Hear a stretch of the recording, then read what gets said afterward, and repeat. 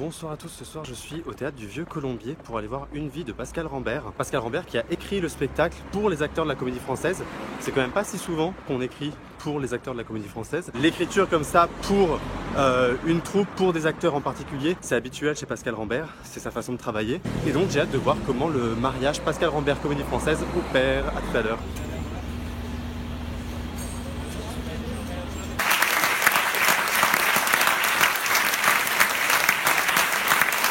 Comment cerner un artiste? L'exercice de l'interview, ça convoque toujours des souvenirs d'enfance. Je sais pas pourquoi. On aime s'imaginer l'enfance de l'artiste. Ou alors, un petit peu à la Michel Drucker, on va vouloir rencontrer les parents. Si, Michel Drucker rencontre toujours les parents d'un artiste. Le frère, les amours, les passions, les passe-temps. Et avec tout cet amalgame de vie, on va chercher un sens à l'œuvre. L'exercice de l'interview, c'est pas du tout un dialogue, c'est complètement dirigé. Ce que l'artiste a vraiment à dire de son œuvre, c'est pas vraiment le sujet. C'est pourquoi l'artiste a fait ça. Parce qu'en fait, l'intervieweur est complètement agacé de, je cite, cette liberté totale de l'artiste qui ne prend pas ses responsabilités ensuite. Ici, chez Pascal Rambert, à travers cette interview, très bien écrite d'ailleurs, c'est très précis, très réaliste, on dirait un verbatim de France Culture. Donc dans cette grande interview, on a quelques tirades de morts, de vieux démons. D'ailleurs sur la forme, ça fait un petit peu penser au Fantôme d'Ismaël, le dernier film de Desplechin, pour parler un petit peu d'actualité. La scénographie est complètement épurée, toute blanche, avec cette grande arche de lumière, c'est très très beau. Et j'adore ce vieux canapé un peu pourri, vintage, au fin fond de la scène, qui sert juste à accueillir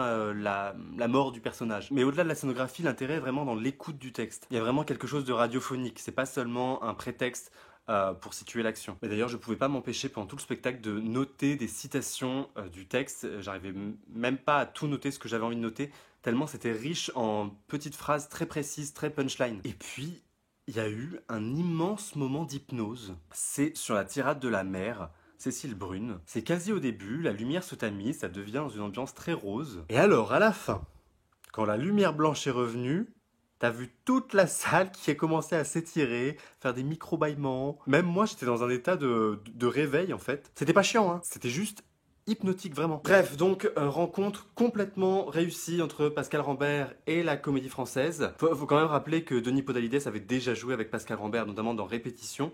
Et d'ailleurs, puisque je parle de Répétition, pour ceux qui étaient restés sur ce spectacle, moi, je me souviens que j'avais trouvé ça très verbeux. Eh bien, Une vie, c'est complètement différent. Donc, moi, ça m'a vraiment fait renouer avec l'écriture de Pascal Rambert. Donc, je suis très content et rien que pour ça, ça mérite d'aller voir ce spectacle. Honnêtement, n'hésitez pas, c'est un spectacle vraiment à voir.